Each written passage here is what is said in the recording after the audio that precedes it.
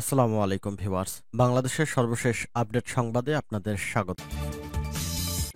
জানিয়ে দিব হাতে থাকা সর্বশেষ আপডেট বাংলা সংবাদ। প্রথমেই সংবাদ শিরোনাম। এনাফ ইজ এনাফ, আমরা আর চুপ থাকব না বললেন নূর। এরপর জানিয়ে দিব কসবা সীমান্তে বিএসএফ এর গুলিতে বাংলাদেশি নিহত। এদিকে সাবেক ছাত্রদল নেতা মাহবুব হলেন নাগরিক পার্টির যুগ্ম আহ্বায়ক। এরপর জানিয়ে দিব ৩২ জেলার দায়িত্ব পেলেন সার্জিস। আরো জানিয়ে দিব জনগণের সরকারি ১৭ বছরের ধ্বংসস্তূপ পুনর্গঠন করতে পারবে বলেছেন আমিনুল হক। সর্বশেষ জানিয়ে দিব আইনের শাসন না থাকলে সংখ্যালঘুরা নিরাপদ নয় বলেছেন তারেক রহমান। এতক্ষণ শুনছিলেন সংবাদ শিরোনাম, এবারে বিস্তারিত। তবে অনুরোধ থাকবে ভিডিওটিতে একটি লাইক করবেন এবং কমেন্ট করে জানিয়ে দিবেন কোন জেলা থেকে আপনি আমাদের এই ভিডিওটি দেখছেন। এনাফ ইজ এনাফ, আমরা আর চুপ থাকবো না বললেন নূর। এনাফ ইজ এনাফ, যথেষ্ট হয়েছে, আমরা আর চুপ থাকবো না। গত ৬ মাসে গণহত্যার সঙ্গে জড়িতদের অল্প কয়েকজনকে গ্রেফতার করা হয়েছে। আহতদের চিকিৎসার বিষয়ে ব্যবস্থা নিয়ে স্বাস্থ্য মন্ত্রণালয়কে সংবাদ সম্মেলন করে আহতদের অবস্থা জানাতে হবে। আহত ও নিহতদের ক্যাটাগরির ব্যাপারে যে বৈষম্য করা হয়েছে তা সংশোধন করা হবে। গত ৬ মাসে বিভিন্ন কমিউনিটির যৌক্তিক দাবি দাওয়া আমলে নেওয়া হয়নি। সংস্কারের কোনো বাস্তবায়ন দেখছি না। পুরনো ধারাই চলছে দেশ। এখন জাতীয় ঐকমত্যের ভিত্তিতে এগিয়ে যাওয়া উচিত। শুক্রবার ২৮ ফেব্রুয়ারি রাজধানীর কাকরাইলের আইডিবি মিলনায়তনে গণ অধিকার পরিষদের বর্ধিত সভায় এসব কথা বলেছেন গণ অধিকার পরিষদের সভাপতি নুরুল হক নূর। এ সময় রাজনৈতিক ফায়দা নিতে কেউ কেউ আওয়ামী লীগকে টিকিয়ে রাখতে চায় বলেও মন্তব্য করেন নূর। কসবা সীমান্তে বিএসএফ এর গুলিতে বাংলাদেশি নিহত। ব্রাহ্মণবাড়িয়ার কসবা উপজেলার সীমান্তের ওপারে ভারতীয় সীমান্তরক্ষী বাহিনী বিএসএফ এর গুলিতে মোহাম্মদ আল আমিন নামে এক যুবক নিহত হয়েছেন। শুক্রবার ২৮ ফেব্রুয়ারি রাতে এ ঘটনা ঘটে।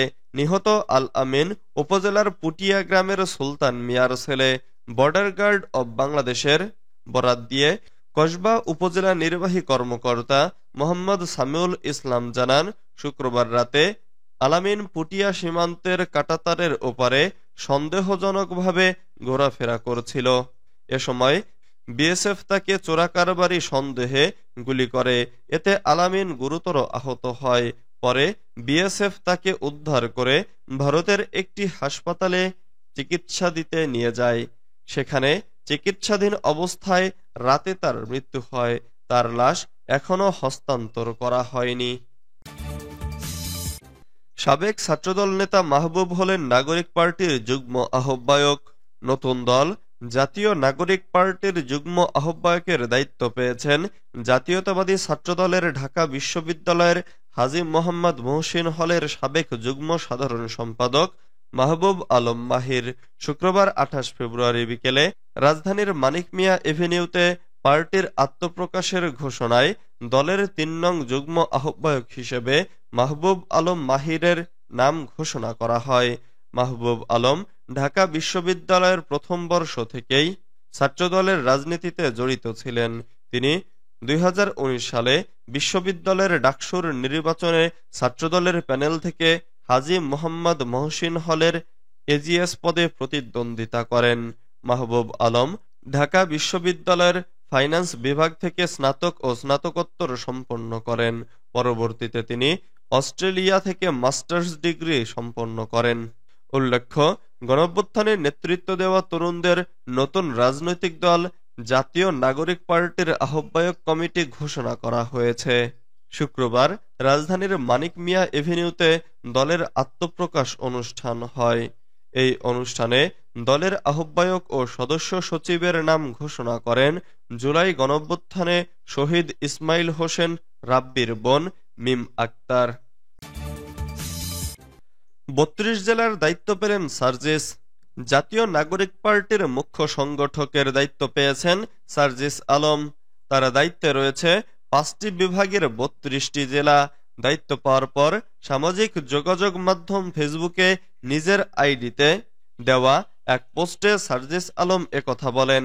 তিনি জানান, রংপুর, রাজশাহী, ময়মনসিংহ, সিলেট বিভাগের সবকটি জেলার দায়িত্বই তিনি নিয়েছেন, সেই সঙ্গে ঢাকা বিভাগের আংশিক দায়িত্ব তার।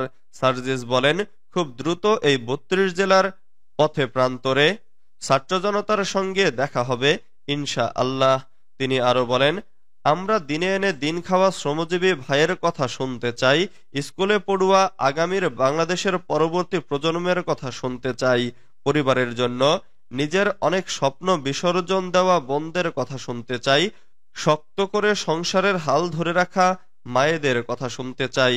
তিনি এও বলেন, পরম সৌভাগ্যে পাওয়া আমানত স্বরূপ এই সুযোগটাকে কাজে লাগাতে চাই, জীবনের বিনিময়ে হলেও মানুষ আর দেশের জন্য কিছু করতে চাই।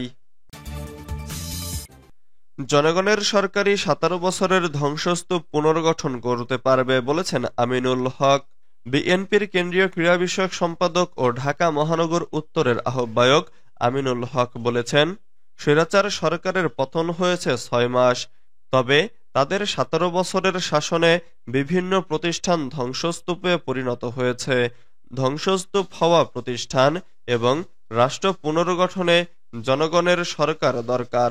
শুক্রবার ২৮ ফেব্রুয়ারি বিকেলে রাজধানীর মিরপুর সরকারি বাংলা কলেজ মাঠে জিয়া আন্তঃথানা ফুটবল টুর্নামেন্টের তেজগাঁও ও উত্তরা পূর্ব থানার একটি ম্যাচে প্রধান অতিথির বক্তব্যে তিনি একথা বলেন। বিএনপির এই নেতা বলেন, আমরা গত ৬ মাস ধরে অন্তর্বর্তীকালীন সরকারের প্রতি আহ্বান করছি, রাষ্ট্রীয় সংস্কারের জন্য দরকার একটি নির্বাচিত সরকার। সেই নির্বাচিত সরকারই পারবে বাংলাদেশে পরিপূর্ণ গণতন্ত্র প্রতিষ্ঠিত করতে। তাই আমরা সরকারের কাছে ফের আহ্বান করছি, অতি দ্রুত আপনারা একটি নির্বাচন দিন। তিনি বলেন, ৫ আগস্ট স্বৈরাচার শেখ হাসিনার পতন হলেও পরিপূর্ণভাবে দেশ এখনো স্বৈরাচার মুক্ত হতে পারেনি। আমরা গণতন্ত্র পুনঃপ্রতিষ্ঠার দ্বারপ্রান্তে পৌঁছেছি, কিন্তু পরিপূর্ণ গণতন্ত্র প্রতিষ্ঠা করতে পারিনি। সেটি তখনই সম্ভব যখন বাংলাদেশে একটি অবাধ ও সুষ্ঠু নির্বাচন হবে, আর সেই নির্বাচনের মাধ্যমে দেশের জনগণের সরকার প্রতিষ্ঠিত হবে। জনগণের সরকারের মাধ্যমেই দেশকে ঢেলে সাজানো সম্ভব হবে। আইনের শাসন না থাকলে সংখ্যালঘুরা নিরাপদ নয় বলেছেন তারেক রহমান। রাষ্ট্রে যদি আইনের শাসন না থাকে, সংখ্যাগুরু বা সংখ্যালঘু কেউ নিরাপদ নয় বলে মন্তব্য করেছেন বিএনপির ভারপ্রাপ্ত চেয়ারম্যান তারেক রহমান। তিনি বলেছেন, একমাত্র আইনের শাসন সব মানুষের নিরাপত্তা নিশ্চিত করতে পারে।